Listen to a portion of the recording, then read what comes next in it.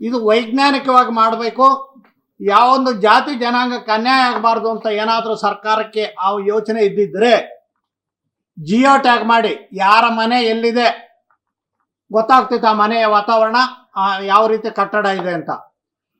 ಆಧಾರ್ ಸಂಖ್ಯೆ ರೀತಿ ಇದಕ್ಕೊಂದು ಸಾಫ್ಟ್ವೇರ್ ತಯಾರು ಮಾಡಿದರೆ ಆ ಕುಟುಂಬದಲ್ಲಿ ಎಷ್ಟು ಜನ ಇದ್ದಾರೆ, ಗಂಡಸರೆಷ್ಟು ಹೆಂಗಸರೆಷ್ಟು, ಅವರ ಸರ್ಕಾರಿ ಉದ್ಯೋಗದಲ್ಲಿದ್ದಾರೆ ಖಾಸಗಿ ಉದ್ಯೋಗದಲ್ಲಿದ್ದಾರೆ, ಅವರ ತಿಂಗಳವಾರು ವರಮಾನ ಎಷ್ಟು, ವಾರ್ಷಿಕ ವರಮಾನ ಎಷ್ಟು ಅಂತ ಗೊತ್ತಾಗ್ತಿತ್ತು. ಅದು ಯಾವುದು ಅವ್ರಿಗೆ ಇಷ್ಟ ಇಲ್ಲ. ನಾನು ಒಬ್ಬ DSP ಆಗಿದ್ದವನು, ನನ್ನ ಮನೆಗೆ ಬಂದಿಲ್ಲ, ನಮ್ಮ ಊರಿಗೆ ಬಂದಿಲ್ಲ.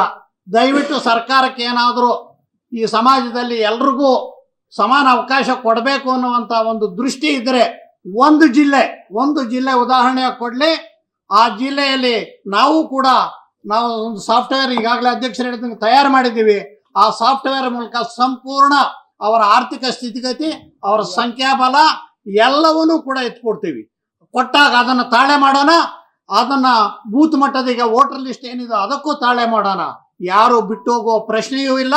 ಸರಿಯಾದಂತಾರೆ ನೀವೆಲ್ಲೋ ಕೂತ್ಕೊಂಡು ಬಿಲ್ಡಿಂಗ್ ಅಲ್ಲಿ ತಯಾರು ಮಾಡಿ, ನಿಮಗೆ ಇಷ್ಟ ಬಂದಂಗೆ ತಯಾರು ಮಾಡಿ ಒಕ್ಕಲಿಗರನ್ನ ಲಿಂಗಾಯತನ ತುಳಿತಕ್ಕಂಥ ಹುನ್ನಾರ ಮಾಡಿದ್ದೀರಿ ಹೊರತು ಇದು ಸಮಾಜಕ್ಕೆ ಒಳಿತಾಗುವಂತ ಒಂದು ಉದ್ದೇಶ ನಿಮಗೆ ಇಲ್ಲವೇ ಇಲ್ಲ.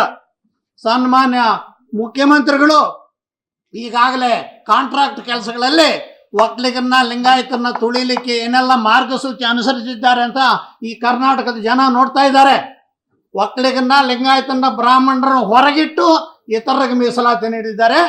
ಈಗ ಮುಂದೆ ಇದನ್ನು ಕೂಡ ಮುಗಿಸ್ಲಿಕ್ಕೆ ಅವರು ಹುನ್ನಾರ ಮಾಡಿದ್ದಾರೆ.